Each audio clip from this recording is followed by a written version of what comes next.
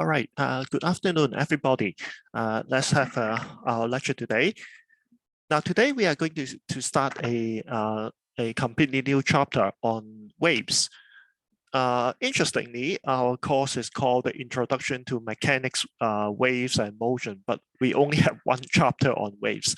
So the description, so our study of waves will be very brief, but we nevertheless will introduce to you the most important ideas in the study of waves, and also how they are related to our daily life and also modern technology. In particular, we will introduce to you why an airplane can fly based on air pressure, and also we will study various devices that make uses of the air pressure and also the various fluid dynamic features.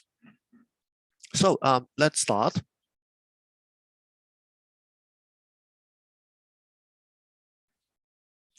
Now, first we discuss about density and pressure. You learned this concept before, right? But we are going to study it in more details and in more mathematical form. Now, the density, or more precisely, it should be called the mass density of a fluid, or in general some matter, is its mass per unit volume. So you imagine now you have a cup of water and you want to find the density of water.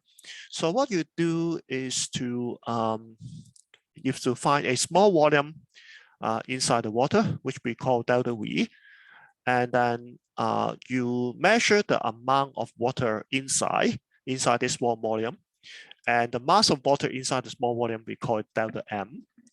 The ratio of delta M over delta V will then be the density of water at this position.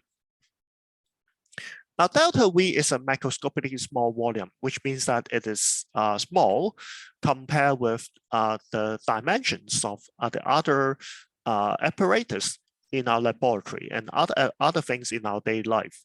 So it will be a small volume, but sufficiently large to enclose a very large number of molecules, of water molecules.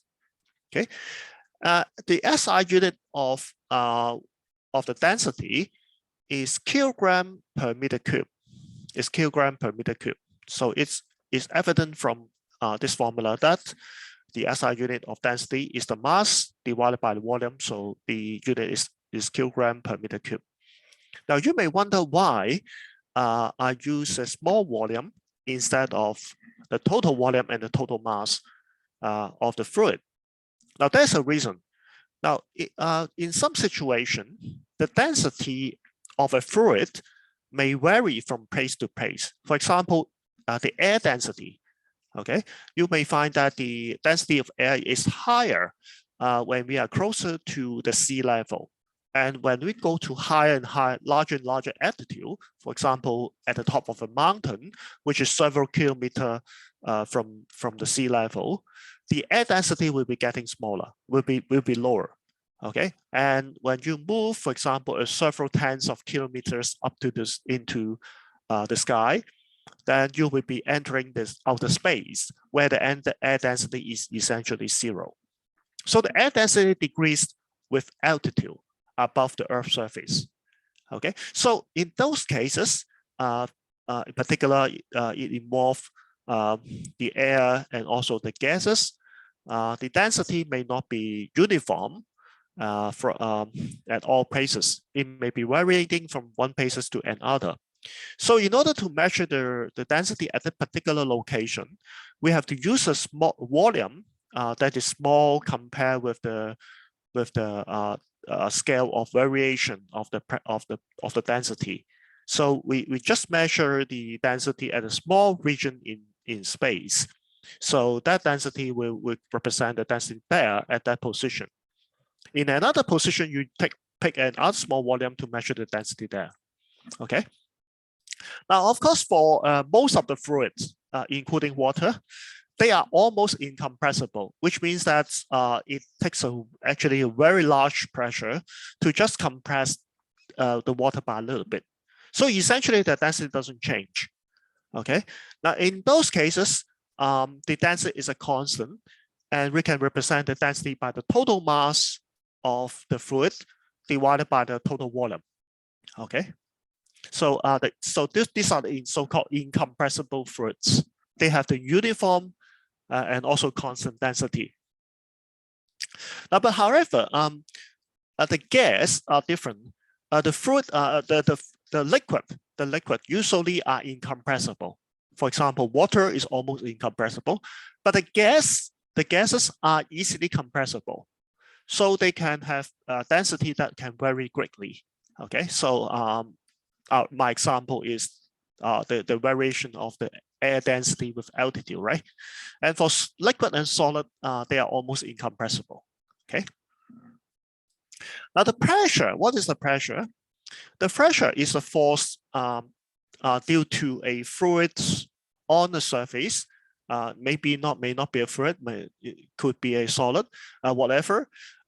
It could be due to something solid or a liquid or gas. The force exerted by them on the surface in a direction perpendicular to the surface is called the pressure. The force per unit area acting on a surface in a direction perpendicular to the surface.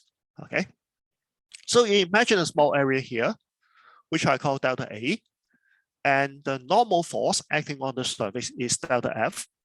So the pressure can be calculated by delta F over delta A. So it's a force per unit area. Okay. Again, we choose a macroscopically small area. That means its size is small compared with the other apparatus and the other things in our daily life. And this is because the pressure can in fact change with position, especially for fluids.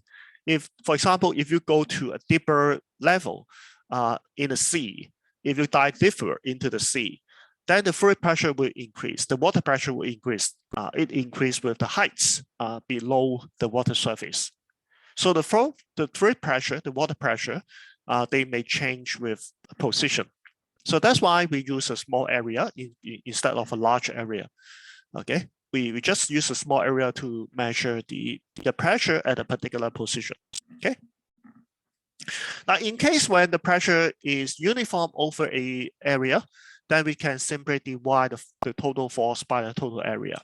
Okay, and it's apparent from this equation that the unit of pressure is the unit of force divided by the unit of area. So the unit of force is Newton, the unit area is meter square. So the unit of pressure is Newton per meter square. Or there's another name for this unit, it's called Pascal. Now Pascal is not a new unit. Pascal is just a shorthand for Newton per meter square. Okay. And our surrounding is filled with air, right? And the air exerts a pressure on us because they are the air molecules are colliding with our body constantly.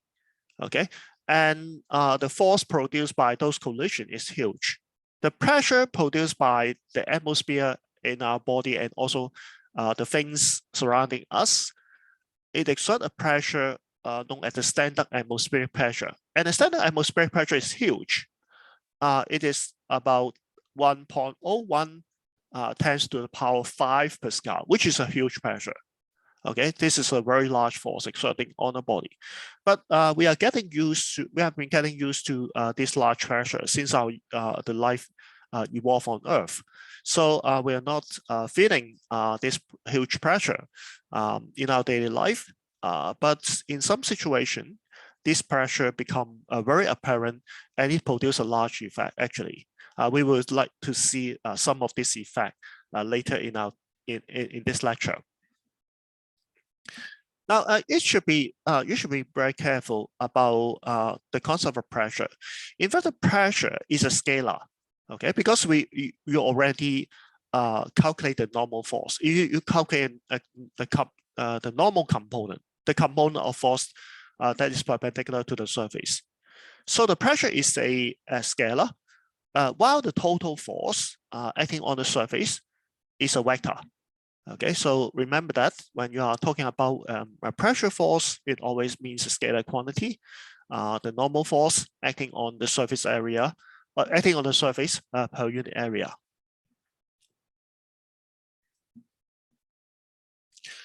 Now, a special property about the pressure of a fluid, we are talking in particular about the pressure of a fluid, is that it is acting by the same, it's acting in all directions by the same amount. Okay, so this is an interesting property of pressure. Now we consider a fluid. We can actually prove it. Okay, we can actually prove that the pressure force is acting in all directions. We can actually consider prove this statement using an example of fluid, for example, water or air.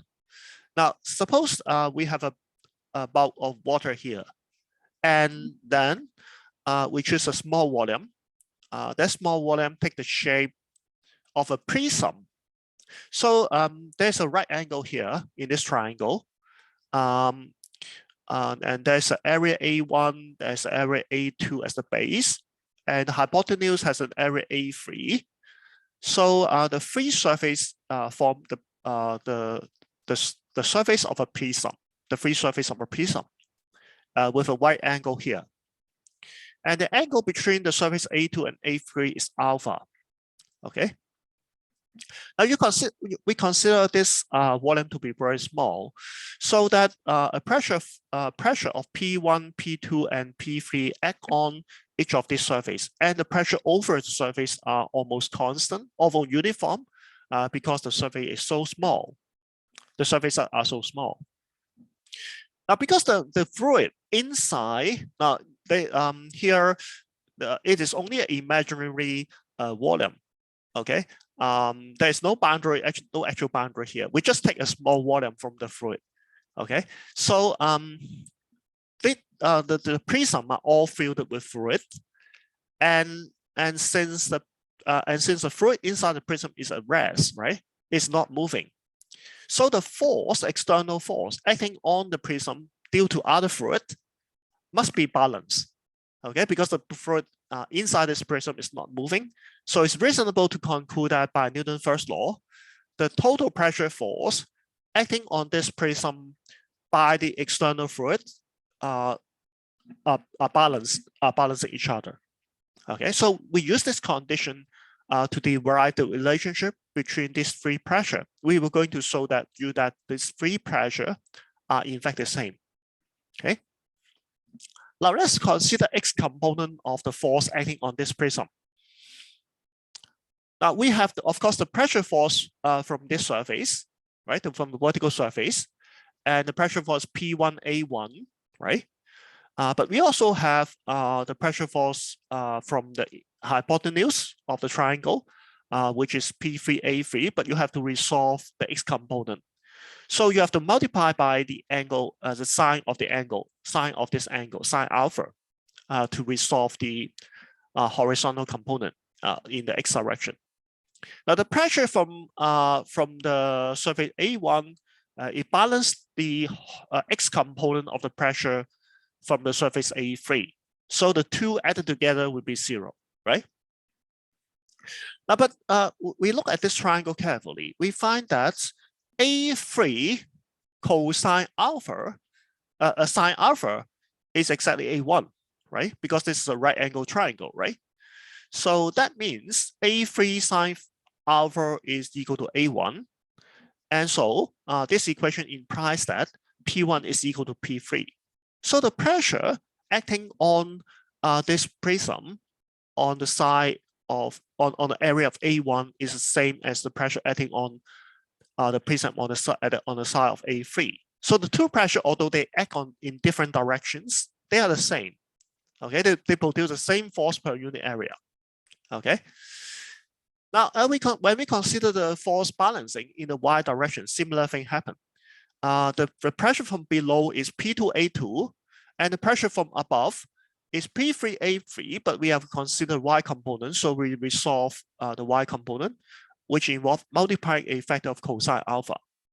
Okay, and the two forces balance each other. But we can see that the base area A2 is equal to the hypotenuse area A3 cosine alpha. So this formula holds because this is a right angle triangle. And apparently we can see that after canceling the factor of A2 with A3 cosine alpha, we find that P2 and P3 are equal. So that the pressure are all the same.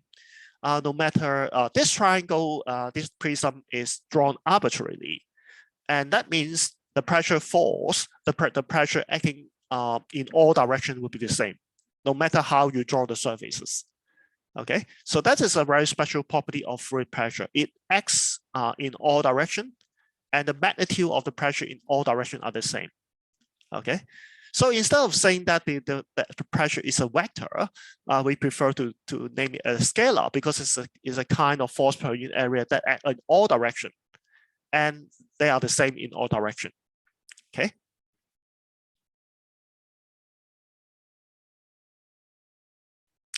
Now let's consider a long cylinder that extends from the top of a liquid surface, supposedly water, down to a depth of h below the water surface. So you consider a long cylinder of fluid of water extending from the water surface down to a depth of h below the water surface. So it's a narrow cylinder of area A and height h. Okay. Now the pressure force act on all surfaces, as we say, right? So there will be a pressure force from the surrounding, but they all act in the horizontal direction. Okay, so the horizontal force will be balanced, right? So there's no problem with that. But we are interested in the vertical force. There is a vertical pressure force from the base of the cylinder in pushing the cylinder upwards, right? There's also atmospheric pressure up there, but since the atmospheric pressure will be cancelled anyway on both sides, we don't consider it. So what will this pressure force produce? This pressure force will be balancing the weights of the column of fluid. Okay, so the fluid has its weight and it presses down due to gravity, and the fluid pressure and the pressure from the fluid below are supported. Okay, so the two forces are balancing each other.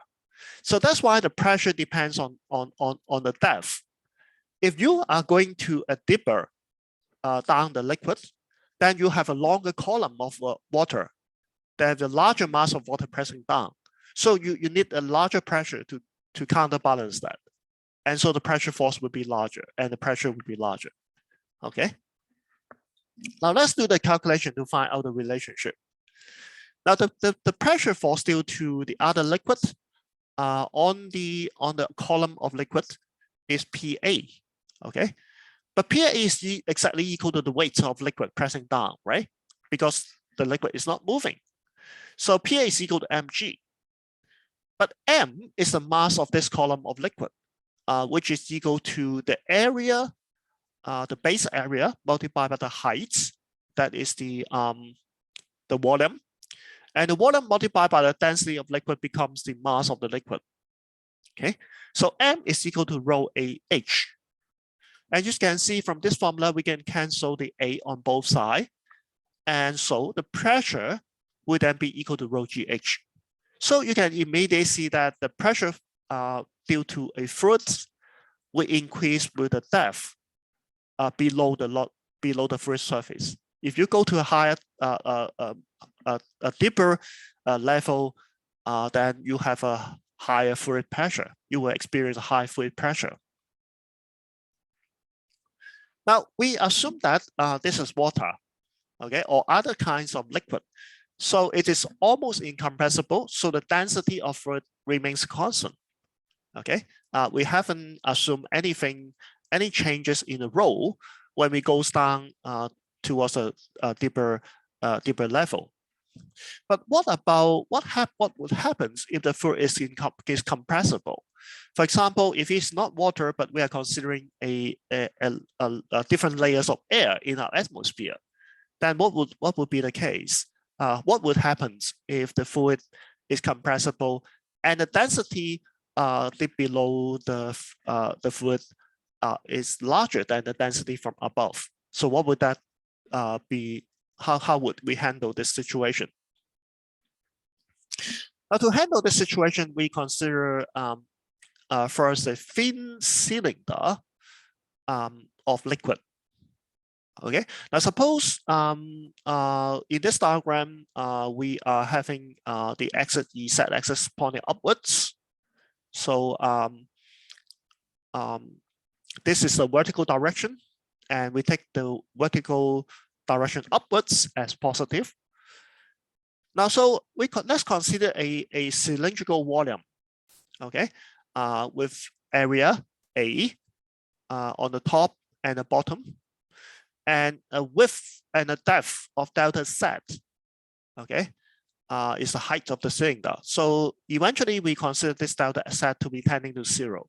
So we have a very thin layer of air. We consider a very thin layer of air, and we consider balancing of force on this very thin layer of air. Okay. Now this thin layer of air actually is experiencing 3 forces: the pressure force from the fluid above, the pressure force from the fluid below it, and also its own weight, right? Because it's also attracted by the gravity. So the 3 forces will balance each other. Okay. The fluid from below is pressing the thin layer of air up, while the fluid from the top is pressing it down, and it has its own weights. It has a mass, so it is being pulled downward by the force of gravity. The 3 forces must balance each other, right? Now, so let's calculate the force from below. The pressure force from below is PEZA, where PEZ is the pressure at the depth EZ below the water surface. Okay, we have a reference position EZ. So PEZ is the pressure at the position EZ. Now we haven't specified which is the where is the a 0 level for EZ. You can set it quite arbitrarily. Okay, we don't have to consider this at this point. But if you go up a little bit, if you go up by height of delta Z, the pressure may be different, right? The pressure will then be PZ plus delta Z. So the pressure force will be equal to this pressure multiplied by 8. And the 2 pressure force acting on the layer of gas, they are not balancing each other. But the lower pressure force actually has is larger than the upper pressure force. So the net force between them, the difference between the 2 pressure force will be supporting the weights of the fluid inside this cylindrical volume. So the difference in the pressure force between the lower and the upper surface is equal to the weights of the fluid inside. So it's equal to delta M multiplied by G. And the delta M inside is the density multiplied by the volume. The density is rho, the volume is A, the area, multiplied by this little height delta Z. So we now have an interesting equation. We divide this equation by delta Z, and we move the minus sign to the right-hand side. So the right-hand side becomes minus rho G, and the left-hand side becomes P at EZ plus delta Z minus P at EZ divided by delta Z. Okay. Like in the limit where delta Z tends to 0, now you can obviously see that this combination, the function E vary at EZ plus delta Z minus the function E vary at Z divided by delta Z is in fact the derivative of that function with respect to EZ, right? Where in the limit delta Z tends to 0, this defines the derivative. So it becomes the derivative of P with respect to heights, with respect to the height EZ, okay? And the right-hand side would be equal to minus rho G, okay? Now what does that mean? Now look at this derivative. Rho and G are always positive, right? So a minus sign before the rho and g, it means that the dp dt is dp dz is negative, which means that the pressure force, the pressure is decreasing with heights. If you go up, go to the upper level, you will find that the pressure is smaller. If you go to a larger depth, then you will find that the pressure is larger. So the pressure will decrease with Z. So Z is upwards. So if you go upwards, then the pressure will be getting smaller and smaller. That is what this equation means. Okay.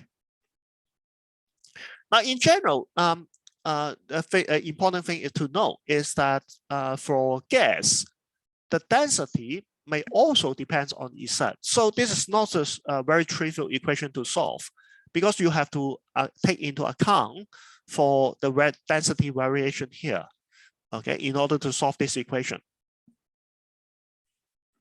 Now let us use a simple model. Let us assume we are talking about the density of air above the Earth's surface, okay? And let us assume that the density of air above the Earth's surface varies with this in this form, with the with the height Z above the sea level. Okay, now the Z is defined as the height above sea level. Okay, so Z equal to 0 represent the sea level, and Z is a certain height below the sea, above the sea level. So you can see with this equation, you can see the density decrease exponentially with heights. If you go to a larger height, because this exponential factor has a negative argument, so if you go to a higher height, higher position, then the density will be less. Okay, and you can see since the quantity inside the argument of the exponential function is dimensionless, so Z has the same dimension as this constant h, where h is called the scale height. It is a typical height scale for the density to decrease substantially. Okay, but the g is almost a constant because we are considering not a great height above the Earth's surface, so we can consider g as a constant. So we are now ready to integrate our equation. Okay, now the rho will change with height, but we assume the g to be constant. So we have this differential equation. Okay, now we integrate both sides of the equation. On the left hand side, we integrate from a certain height Z up to infinity. Okay, so we consider a position which is very, very far away from the Earth's surface. So we consider an integration of this, the left-hand side from a certain height Z up to infinity, okay? And on the right-hand side, we do the same integration, okay? Now, P infinity is 0, because when we are talking about a great height from the Earth's surface, we are essentially talking about outer space. Outer space has 0 air density and pressure. So the pressure there at outer space will be 0. So we can safely set this P infinity to be 0, and we integrate the right-hand side. The right-hand side can be easily integrated. The integration simply gives you a factor of h, okay? In fact, a factor of minus h. And when you were at infinity and Z, it gives you negative rho naught gh, the exponential function, okay? So canceling the minus sign on both sides, we have the pressure also vary with this exponential function, okay? And in particular, the pressure at sea level can be obtained by putting Z equal to 0, and that is rho naught gh, okay? Now you may wonder what has happened, what is happening here.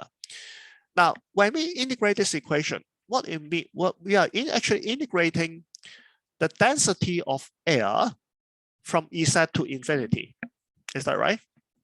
But if we multiply an area A, which is the area of a column, okay, then rho AdZ will represent the mass of air in a small cylindrical volume. And if we integrate from Z to infinity, which it means that we are actually integrating the mass of the whole column of air, that extend from a height of EZ to infinity. So we consider the total mass of the air column from a height EZ up to infinity.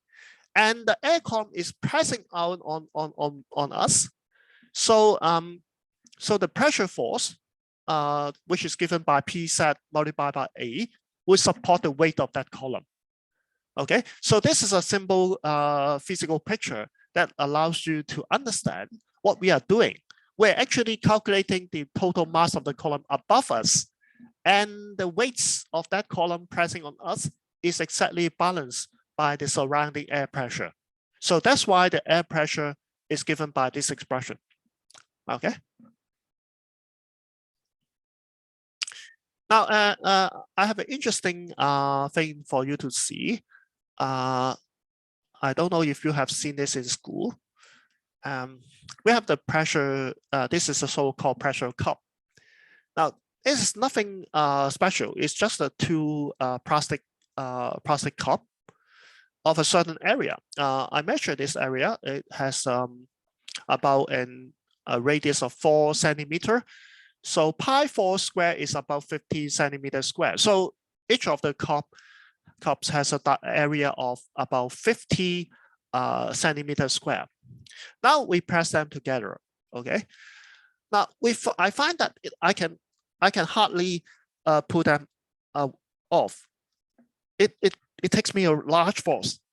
Now you see, I'm not cheating you. I'm actually exerting a large force trying to break it, but I can't. Okay, but if I make some air to enter the space between the two cups, they detach easily. Okay, so why is it happening? It's because when I press them together, I expel all the air inside out. So the atmospheric pressure outside will be pressing on this cup, making them very difficult to separate. Okay, so this is due to the atmospheric pressure. Theoretically, if I expel all the air inside out, then the pressure force exerted from the outside atmosphere on this cup will be equal to the atmospheric pressure multiplied by the area of this cup, right? So what would that be? Let's give a simple estimation. Now the atmospheric pressure is about 10 to the power 5 Pascal. We did get the 1% here, okay? So let's take it 10 to the 5 Pascal. Now when you do a calculation, you probably remember that 1 meter is 100 cm. So 1 meter square is 10 to the 4 cm square, right? And 1 kilogram of weight, if you have a body of mass 1 kilogram, the weight of that body is 9.81 Newton, right? And 9.81 Newton is approximately 10 Newton. Okay, I'm off by 2%, which is okay. So 1 kilogram of weight exert force of 10 Newton on me, right? If I'm holding it. Okay. Now, if you look at this 10 to the 5 Pascal, then you immediately find that this pressure is about 1 kilogram of weight exerting on an area of 1 centimeter square. Because 1 centimeter square is 10 to the power minus 4, right? And if I have a 10 Newton exerting on 1 cm square, I would have 10 to the 5 Newton exerting on a cm square, right? So that is a weight of 1 kilogram mass exerting on the surface per cm square, right? Now, so as I've said, the plastic cup has a diameter of radius of 4 cm, so it has an area of pi4 square. If pi4 square cm square, which is about 50 cm square, if 1 cm square has the atmospheric pressure exert a force of 1 kilogram of weight on 1 cm square of area, then totally I would have a 50 50 kilogram of weights exerting on this area. So that creates a huge force. So that explains why it was very difficult for me to put it apart, right? Because that is a 50 kilogram of weight is a huge force. But in practice, I cannot expel all the air out. So I measured this in laboratory, and I find that the actual pressure force is about 23 or 24 kilogram of force, okay, which is about half of this value, okay, because I could not expel all the air out, but you can see it's quite interesting anyway. There are different devices that enable you to use the sucking properties of this plastic. Using this device, you may be able to put to the Coca-Cola can directly stick it to the wall. So this is the interesting trick that is associated with blood pressure.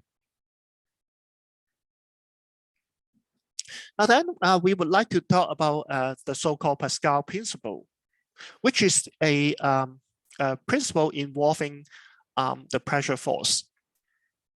Now, what we call the Pascal principle is the following. If you have fluid and there's a change in pressure applied to it, assume that the fluid is incompressible, then the change in pressure will be undiminished,ly transmitted to every pore inside the liquid and also to the container wall. So that means essentially if you have, for example, a balloon. Now, although the gas inside the balloon is not very incompressible, it's actually compressible. But we just use the example, right?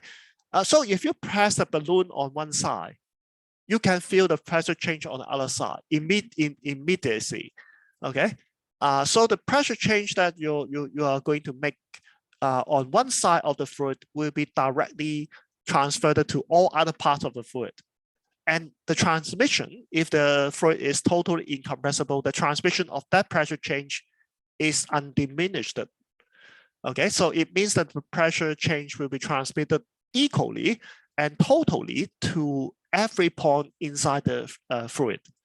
Okay. Now let's consider a container filled with a certain liquid. And there's a movable smooth prism at the top of the liquid. And on the top of this prism, I put some lead salt, which has a certain weight. So it's pressing on the liquid, okay? Now, originally, if I'm not having this lead salt,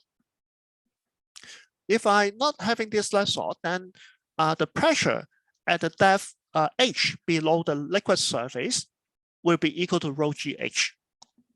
This pressure is solely due to the liquid, okay? Because I'm at the depth h below the liquid surface, so the pressure at this point will be rho GH. Now I put the piston and I put the lead salt, okay? So the lead salt is providing an extra pressure, which I call P external, on the liquid. Now you can see the piston is pressing on the surface of the liquid, but not the inside. But according to our principle of Pascal, the pressure will be transmitted undiminishedly to every point inside the liquid. So although the point P is below the liquid, the pressure due to the lead salt is still transmitted to this point. And so the pressure there will be the fluid pressure, which is rho GH, plus the external pressure produced by the lead salt. So it's a sum of the two pressure, okay? And if there's any change in the pressure, if I change the number of lead salt here, so as to produce a change in the external pressure, the pressure here on the inside the liquid will be immediately changed by the same amount. So delta P external will equal to delta P, provided that the height doesn't change. Rho GH is a constant, so delta P and delta P external, they will be equal at all time. Now this properties has an interesting application. It is actually used in a so-called hydraulic lever. Now, what is a hydraulic lever? A hydraulic lever is a device that makes use of a fluid, typically oil, to levitate an object, to raise an object, a heavy object by certain heights with a small input of force. So essentially, a hydraulic lever consists of two containers. They are joined together at the base.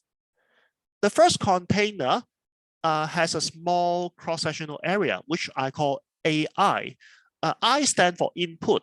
So I input the force here. So I have a piston here, then I press downwards on this piston to produce an input force Fi. Okay. And on the other side, the cross-section of the container is much larger. And I call this area A0.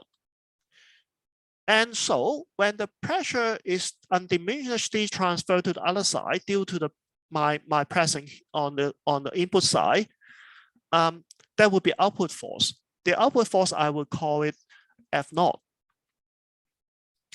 Now, when I move the piston on the input side by a vertical height of Di, then correspondingly, on the output side, the piston will also move upward.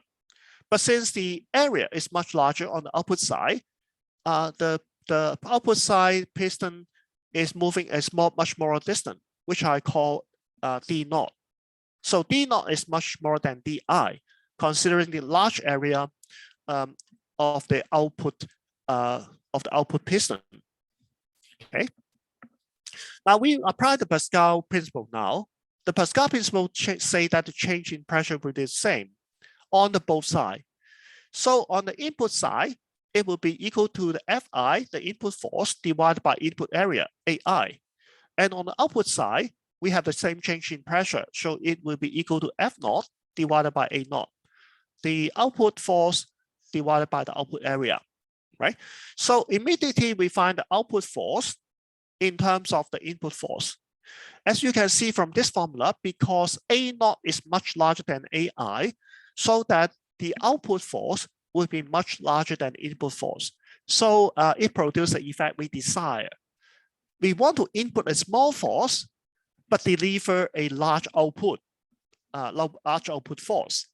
Okay, so F0 much larger than Fi meaning that we can use a small force to lift a very heavy object. Okay, on the other side. Now, but since the fluid, the oil is almost incompressible, we have the total volume of oil conserved. On the input side, when we move a distance Di, the volume change is Ai Di. And on the output side, the volume change is A0 D0. These two volumes must be equal because the fluid is not compressed. Any fluid that is expelled out on the input side must go to the output side, right? So we have this formula. Now, if this immediately tells me that A0 over Ai is Di over D0, and if we substitute Di over D0 into here, we find that F0 D0 is equal to Fi Di. But what is F and D? What is the product of F and D? It is the work done, right? So Fi Di is the work done by my input force, and F0 D0 is the work output, right? So the work input is equal to the work output, and that means the total energy is conserved. There is no frictional force loss. There's no loss due to friction or other mechanism.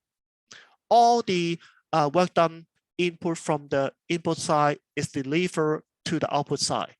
Okay, so the total work done is transmitted. It simply is the statement of conservation of energy. Now this is a real hydraulic press, and this is a schematic diagram. You see, there's a large tank for adjusting the fluid level. And this is the input side with a small area. This you push it down, so the lever press the button down, and it raises the car on the other side. But you have to push it. You have to push it by a large distance downwards in order to raise the car just by a little bit. Okay, so because Di, the input distance is much larger than output distance. Okay, so that's a trade-off. Although you use a smaller force on the input side, but you have to move a larger distance in order to just raise the car on the right-hand side by just a little bit. Okay. Now, before talking further, let me have a on. So let's continue with our discussion on Archimedes' principle. Now, what we call Archimedes' principle is a principle concerning the upwards. I think you learned upwards before, but quite qualitatively, right? In your primary school, you might have learned that, for example, if you have some polystyrene or you have some wood and you immerse it in water, it will flow, right? If you have some pieces of iron, if you have a pieces of a metal, then you immerse it in water, it will sink, right? Whether a piece of metal will sink or flow in water depends on the density. When the density is higher than water, it will sink, and when the density is lower than water, it will float on the water. Okay. Now, but I would want to let you know what is the origin of this force. Now, the so-called upwards is not a new kind of force. It is just a kind of fluid pressure. I would be able to show you that the upwards or the buoyancy force is nothing but due to the difference in fluid pressure above and below a immersed body. Now, consider a body of a certain volume, I call it V, immersed in a fluid. So there will be a pressure force in all directions, right? The fluid from the surrounding will be pressing on this body, right? But the pressure force at different position will be different. If you consider a small area at the base of the solid of the object, there would be a larger pressure force exerting on it because it's deeper down the liquid, right? The deeper down the liquid, the larger is the pressure force, right?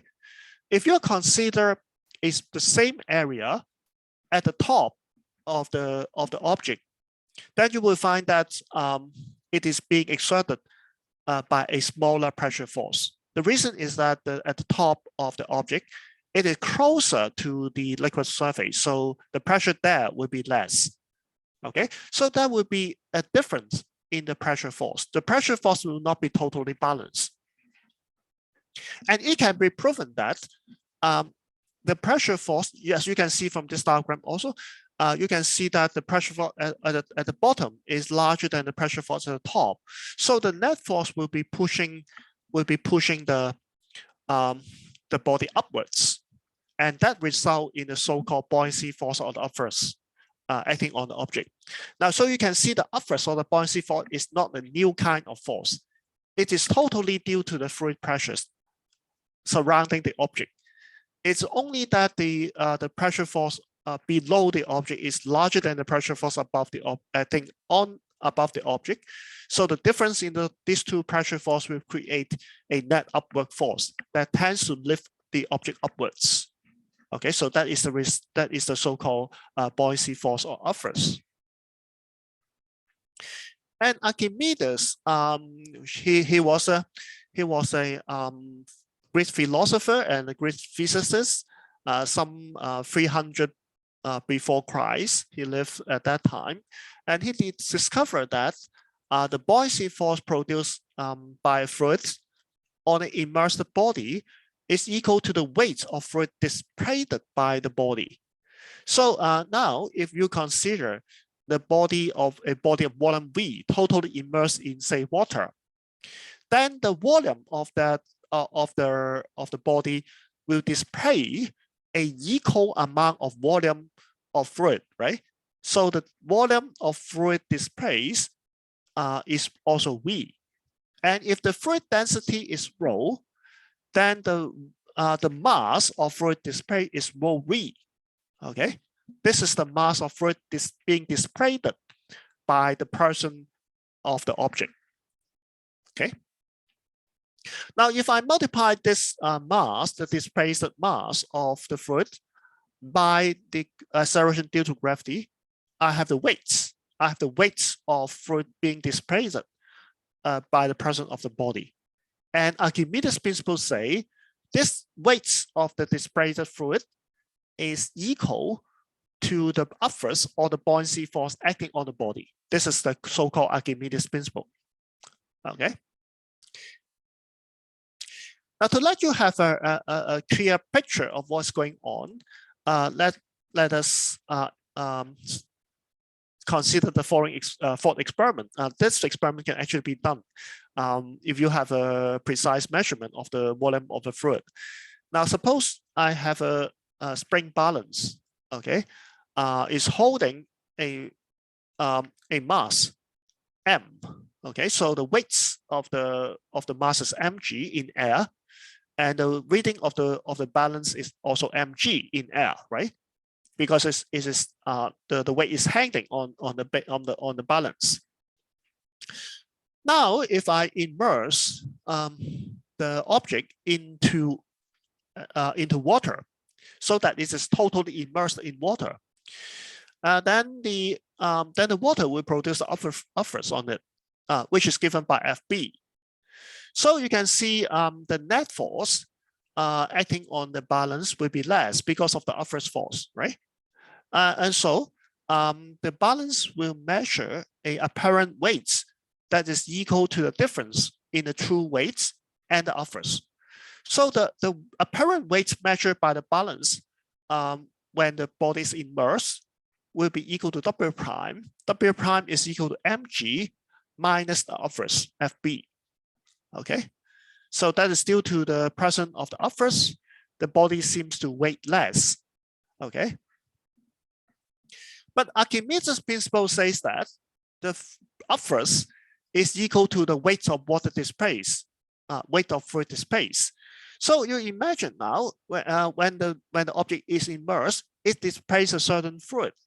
And in this picture, I deliberately draw the fluid level to be at the top of the glass, so that when the body is immersed in the liquid, there will be a liquid displaced out, and it falls to this container.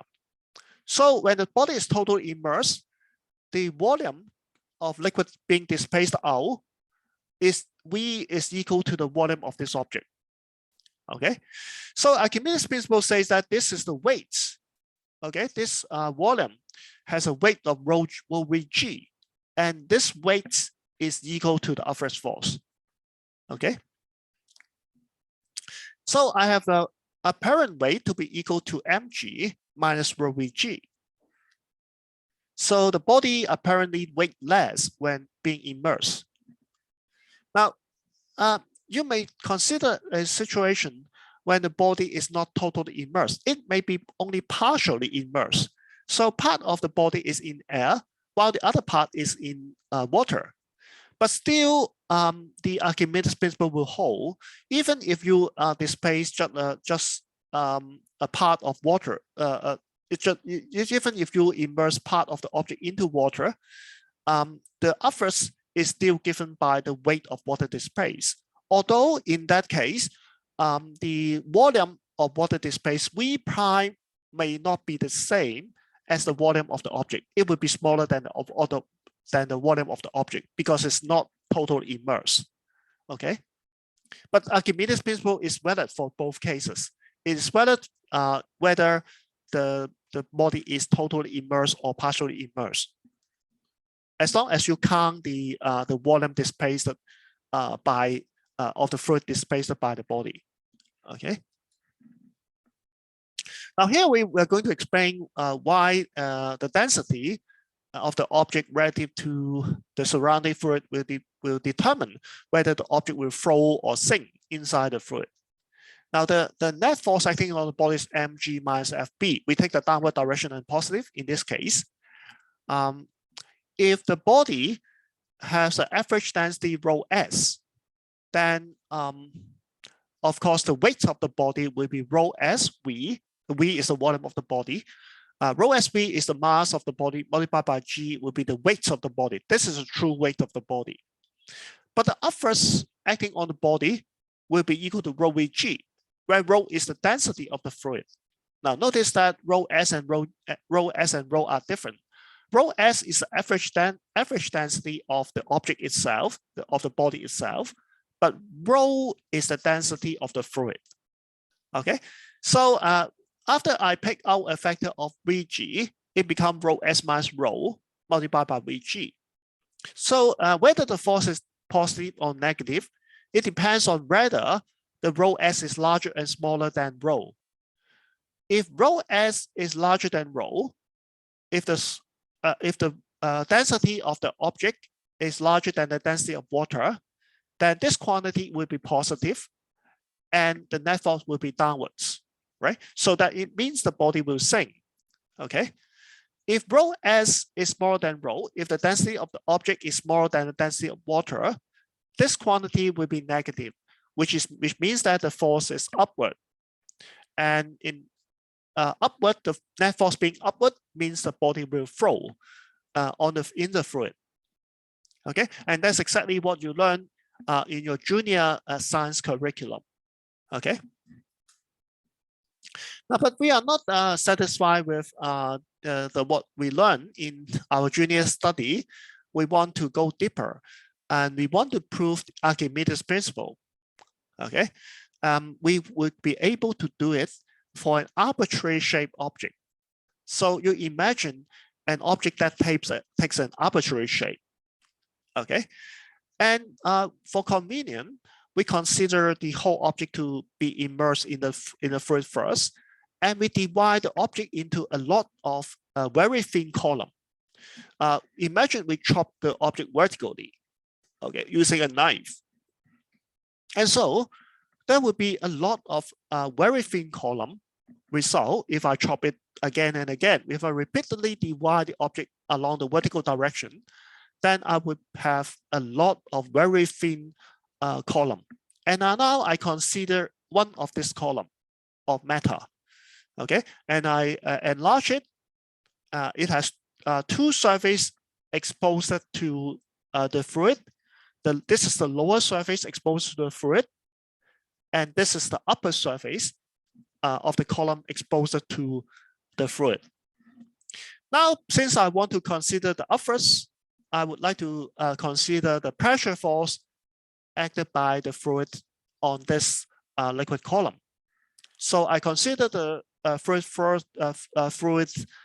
pressure at the top surface. And I suppose that at this level, the pressure force, the total pressure is P. Now this pressure may include the fluid pressure and also the pressure from anything at the top. Now there may be atmospheric pressure pressing down, or there may be other pressure force due to some loading. If there's a piston and some less salt, just like the diagram I introduced to you earlier, there may be other pressure force. So this pressure force already include them all. And P is the pressure force at this level, at a certain height below the water surface. So the pressure force acting on this inclined surface is P delta A2. Okay, this is the pressure force exerted on this inclined surface. Now, at this point, you see that the surface may not be horizontal because the object has an arbitrary shape. So at this point, the surface may be inclined at an angle alpha 2 to the horizontal direction. So the pressure force, if I want to calculate the vertical component of the pressure force, I have to multiply the force PA2 by the cosine of this angle, because I want to resolve the vertical component. So the vertical component of force associated with the pressure on this surface will be PA2 cosine alpha 2, okay? And it's in a downward direction. Now I take upward as positive, so the downward direction, I will give it a negative sign, okay? Then I consider the pressure force at the bottom on this little surface. Now the difference in height between the upper surface and the lower surface is h, okay? The upper surface there, the lower surface there, and so the the difference in height between these two positions is h. And that will produce extra pressure due to the fluid. Now, this pressure is solely due to the fluid. So if the pressure at the top is P, the pressure at the bottom will be P plus rho GH, where rho GH is solely due to the additional pressure of the fluid if I go deeper by a vertical height of h. Okay. And this area, I call it delta A1. So the pressure force here will be P plus rho GH multiplied by delta A1. And if I want to have this vertical component, I have to multiply by a factor of cosine alpha 1, which is the angle of inclination of this surface to the horizontal. Okay, so I have P plus rho GH delta A1 as a pressure force multiplied by cosine alpha 1 to give me the vertical component of that force. And I give it a plus sign because it is in upward direction. Okay. Now, but when I consider these two areas carefully, I find that delta A1 cosine alpha, because this is a right angle triangle, right? I draw a right angle triangle here with this dotted surface horizontal. So delta A1 cosine alpha 1 is just the cross-sectional area of the column. Okay, for the cross-sectional area, I call this delta A0. So this is the cross-sectional area of the column. Again, delta A2 cosine alpha 2 also give me the same cross-sectional area delta A0, right? So the two area multiplied by the two cosine actually give me the same cross-sectional area A0, delta A0 of the meta column. Okay, so this and this, the two become delta A0. Now you immediately see that from this equation, the pressure P will cancel, resulting in rho GH delta A0. Now, but H multiplied by delta A0, if we neglect this very small amount of matter on the top and the base, then H multiplied by delta A0 is exactly equal to the volume of this matter column, right? So now this is a vertical net force acting on this column. And I also can consider the vertical net force acting on other columns, and the result will be the same. So I can sum up all of them. I can sum up all the rho GH delta A0 for all this column to find the total net force due to pressure acting on the body due to the fluid. Okay, so I form a summation of all this H delta A0 over all the column. And that will result in what? Because HA delta A0 is the volume of each column. If I form a summation of all this, it will become the total volume of all this column, which is just the total volume of the object, right? So this will become V, the volume of the whole body, or equivalently, the volume of the fluid displaced. Okay, so I've proven that the total net upward force due to the fluid pressure is equal to rho Vg, where rho Vg is the weight of fluid displaced by the body. Okay. Now you may wonder what would happen if I do not have a totally immersed body. If I only have part of my body immersed, then what would be the case? Now, if I have the body with part of it immersed in water, then I can consider things like this. Suppose now I have this column of matter, and at the top of the column, I have a surface exposed to air. So it is being exerted by the air pressure. And the atmospheric pressure, I call it P0. So the surface at the top of the column experience a pressure of equal to the atmospheric pressure P0. At the base of the column, I have the atmospheric pressure, right? Because by the Pascal principle, the pressure will be transmitted downwards. But I also have the additional pressure due to the fluid. this additional pressure is proportional to the heights of this level below the water surface. This height I call H. So at this point, the pressure is P naught plus rho GH. Okay, so at this lower position, the pressure is P naught per rho GH. Now I just follow the same argument as before. I don't repeat. After finding the pressure force, I resolve the vertical component.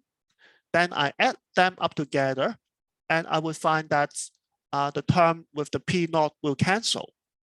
And what is result is equal, the net upward force on the column is equal to rho GH multiplied by delta A naught. The same as before, except now H is the height of the column immersed in water. It's not the total height of the column. It is only the part of the column. The height of the column immersed in water, the part of the height column immersed in water. Okay.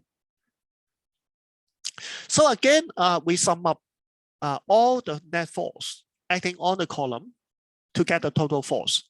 Now you can see from this diagram, if I sum up all the column, I am only counting the part of the fluid immersed.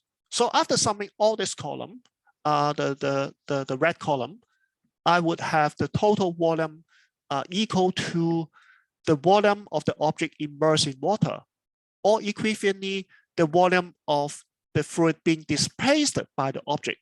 I would not have the total volume of the object, but I would have the volume V prime displaced, the volume of fluid displaced by the object. Okay. So after doing the summation, I will end up with a total force, the total upward force of rho V prime G, where V prime is the volume of fluid displaced. So rho V prime G is the weight of fluid displaced. And so again, I prove Archimedes' principle for a partially immersed object.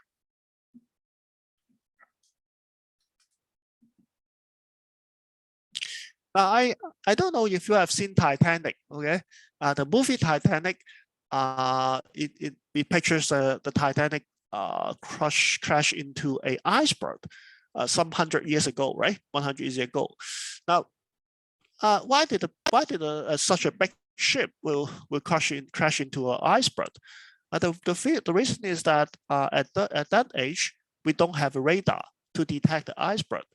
And it happens that even for a very giant iceberg, most of the iceberg is immersed in water.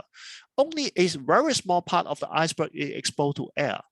Almost 90% of the iceberg is immersed in water, with only 1%, only 10% exposed to air. Now, this is because the density of ice is almost the same. It's just a little bit smaller than the density of seawater. So that's why most of the icebergs are immersed. And the sailor at that time, they cannot see the iceberg clearly because it's so small, only a small part exposed to air. So they cannot see it clearly from a large distance. But when they're getting very too close to that iceberg, they discover it, but it's too late. The inertia of the Titanic is so big, you cannot stop it immediately. You have a large inertia of motion, okay, due to a large mass. So it takes a long time to stop it. You do not have enough time to stop it. So the Titanic crashed into the iceberg, and that resulted in a disaster of sinking almost all the people there, okay? Now let's understand why about 90% of the iceberg is immersed in the seawater. The density of seawater is 1025 kilogram per meter cube, while the density of ice is slightly less than the density of pure water. It is 917 kilogram per meter cube. Now, this is an interesting fact. The density of ice is actually smaller, slightly smaller, about 8% smaller than the density of water. So water actually can expand a little bit when it's freezes into ice. So that is a quite interesting thing to know. You might think that the solid always have a larger density than the liquid, but that's not true for water. When water freezes, its density actually decrease slightly because it expands slightly. Okay. Now we know that for iceberg to flow, the weight must be equal to the upwards. The weight is of course is equal to rho SVG. S is the density of rho S is the density of ice. More V is the volume, the total volume of the iceberg. But the upwards is rho V prime G, where V prime, rho is the density of seawater. V prime is just the volume of the iceberg immersed. It's not the total volume of the iceberg. It's just the volume of the iceberg immersed in water. So from this equation, we immediately find V prime over V is rho S over rho. And substituting the density of the ice and the seawater, we find that it's about 90%. So about 90% of the iceberg volume is immersed in water. Okay, so that is the case. Now I have a small so-called classwork for you. Suppose now you have a object. For simplicity, I consider object to be a cylinder of cross-sectional area A and its height h. And the object is now lying on the interface between some oil and water. The oil has density rho O, and the water has density rho W. And the object is now lying at exactly the interface. So that part of it is in oil, and the lower part of it is in water. And I assume that a depth of x of the object is immersed in water, while a depth of h minus x is immersed in oil. Now I want you to use Archimedes' principle to find x, okay? To find x in terms of h and also the density of all these three objects. You just apply the Archimedes' principle to the upper part and then the lower part to get the upwards due to the two fluids, and you equate the upwards, the total upwards, to the weight of this object, and you'll be able to find x. Now let's try. It. I give you maybe 4 minutes to do.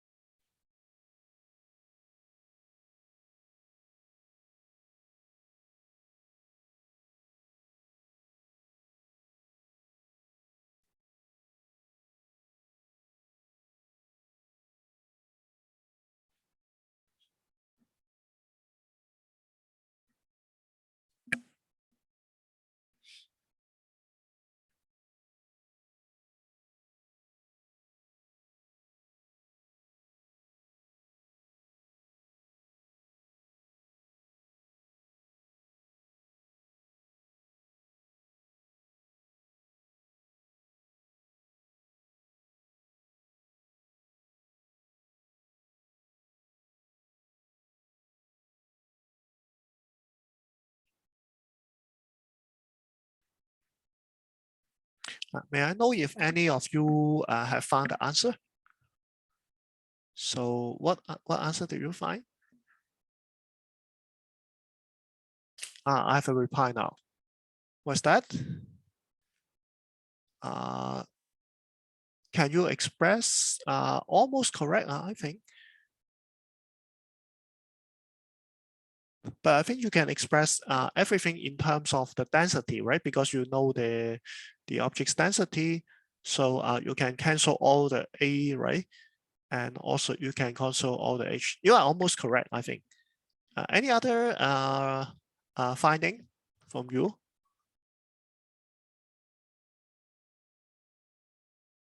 Any other student who have found the answer? No. Not that difficult. This question is not very difficult.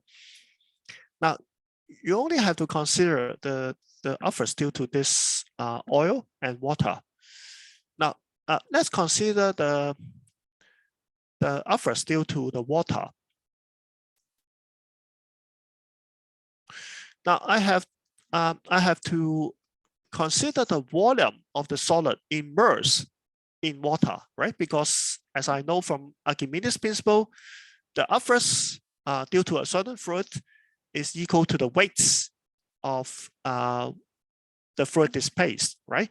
And in this case, the fluid, this volume of fluid is displaced. The lower part of the object is immersed, so an equivalent volume of the water is displaced there.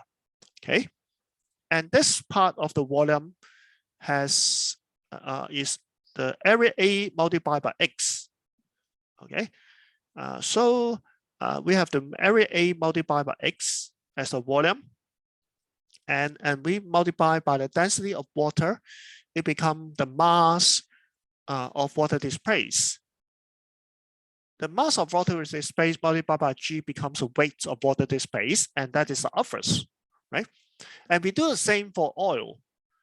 For the oil part, we have the density rho naught as the density of oil, multiplied by A, the area, multiplied by this height. This height is H minus X.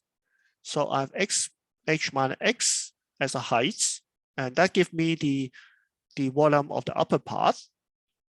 Okay, the volume of the upper part multiplied by density of oil become multiplied by G become the weights of oil displaced, and that is equal to the efforts due to the oil. So the two efforts added together will be balancing the weights of the whole body, and the weight of the whole body is rho multiplied by the area A and the height H. This is the volume of the total volume of the object. So now apparently I can cancel all the A and all the G to simplify the equation. And that means I have rho W multiplied by X plus rho naught multiplied by X minus H minus X equal to rho H. And naturally, I would like to collect all terms that involve X, and I would like to get all the terms without X on one side. So for the two terms that involve X, rho W minus rho naught multiply X by X equal to rho H minus rho naught H. I will just move this term to the right. And so now I can solve for X. I pick out a factor of H. So the numerator become rho minus rho naught. The denominator become rho W minus rho naught. And I multiply by H. Now you can see the density of water is larger than density of oil. So the denominator is of course positive. The numerator is of course positive, or is also positive, because the objects lie somewhere between the oil and the water, and that means its density must be somewhere between oil and water. So its density is larger than oil, right? So rho minus rho naught is also positive, and that makes X positive, and that is reasonable because X is a height. So it must be positive, right? So here we solve the problem. Now then we would like to consider fluid flow. We consider ideal fluid flow. Now, what do we mean by ideal fluid flow? Ideal fluid flow means a steady flow or a so-called laminar flow. We assume that the density and the velocity of the fluid at any fixed point inside the fluid do not change. Suppose we are measuring the density and the velocity of the fluid inside a bout of fluid motion. And at a certain point, which I call XYZ, in three-dimensional space, I measure the density there. So rho is a function of XYZ. And also, it may depend on time. So the rho depends on position and also depends on time, t. So rho is a function of XYZ and also the time t. And the velocity is also a function of position, because the velocity at different part of the fluid, just like density, it may not be the same. And it also depends on time also. Now, a so-called steady flow or laminar flow says that the density and the velocity of the fluid is at any fixed point do not change, which means that if I do not change the position, if I'm referring to the fixed point, and I measure the density at this point at two different times, t and t prime, and I measure the velocity at two different times, also at t and t prime, I will find that the density will not change. So rho at time t will be equal to rho at time t at the same position. And also, the velocity of the fluid flow at time t will also be equal to the velocity of the fluid at time t prime at the same position. So as long as the position that I measure is the same, the density and the fluid velocity and also other quantity will be unchanged. That is the meaning of the steady flow or the laminar flow. Okay, so it is just a kind of steady state. A steady state means the physical quantity will not change over time. Okay. Now, but you may be tempted to conclude that the fluid is not accelerating or is not changing its speed and direction. But this is not true. In fact, the fluid inside the bulk of motion, it may be changing direction or changing speed all the time. Now, let us consider a small parcel of fluid. Let me imagine now I have a small volume of fluid inside, and I just want to follow the motion of that small parcel of fluid. Now, the parcel of fluid move forward, right? So at a certain time t, it is at this position. Is that right? So I can measure the density there at this position. But if I follow the motion of the fluid inside the liquid, then at another time t prime, the parcel of fluid will move to another position, right? It will not be staying in the same position because the fluid is moving, right? So if I follow the motion of the fluid, I will find that the position of the object of the fluid parcel at time t is XYZ, while the position of the same parcel of fluid at time t prime will be equal to X prime, Y prime, and Z prime. And if I measure the density of the same parcel of fluid, but at two different times and two different positions, I will find that they are not the same. The density of the parcel at time t and at position XYZ is not equal to the density of the parcel at t prime, at time t prime, and at a different position. They are simply not the same. Okay, and the velocity also, because the fluid may get accelerate or decelerate inside the flow, and so there's no guarantee that the velocity will be constant. And the density may also be changing because the fluid may be getting compressed, right? There may be a larger, stronger pressure area there, and so the density of the fluid may be larger at different position. So there's no guarantee that this rho will be the same, and no guarantee that the speed will be the same if we follow the motion of the liquid. So here we are talking about the same parcel of liquid, but we are talking about different position. And in that case, the density and velocity may not be the same, even if we are talking about a steady state flow. Okay, a steady state flow does not mean that the parcel of fluid will not change density or change velocity. On the other hand, on the contrary, it just means that it will change density and velocity when we follow the flow. Okay, it is only that if we're looking at the fixed position in space, we find that the density and velocity doesn't change. Okay, when we are talking about fixed position, you should know this important thing is that because the fluid is always flowing, so the density of fluid you measure at this position at time t is actually not the same as the fluid measured at the time t prime, because the fluid has gone, right?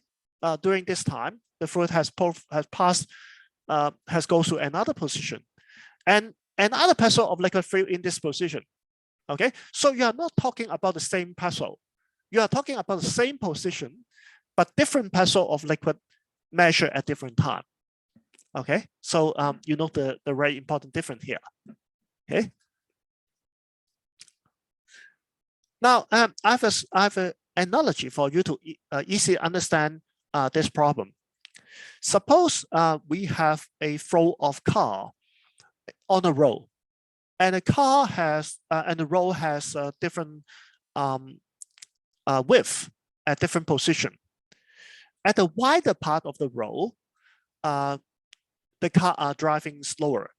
Okay, the car are moving, say, at 20 km/h here. But at the position where the road is narrow, the car has to move faster, right? Because there are many cars clustering around at the junction. So the car at the position where the road is narrow, they must be moving faster. Otherwise, there would be a congestion, right? So the car at here will be moving at a higher speed of 40 km/h.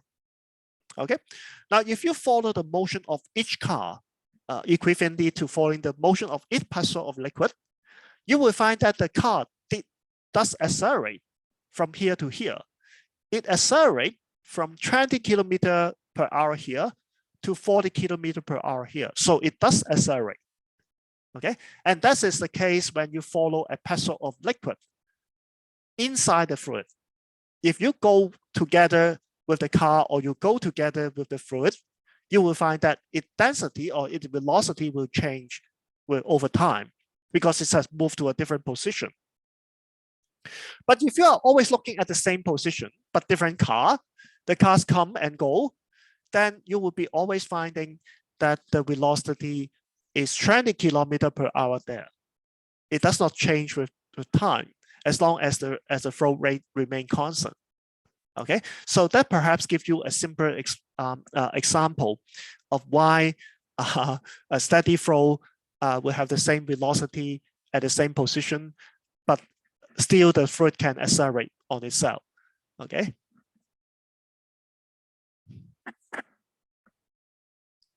Now we are actually simplifying the flow a lot. In this very introductory course, we are not talking about the very complicated features of the fluid. In fact, a fluid is a very difficult to understand thing in physics.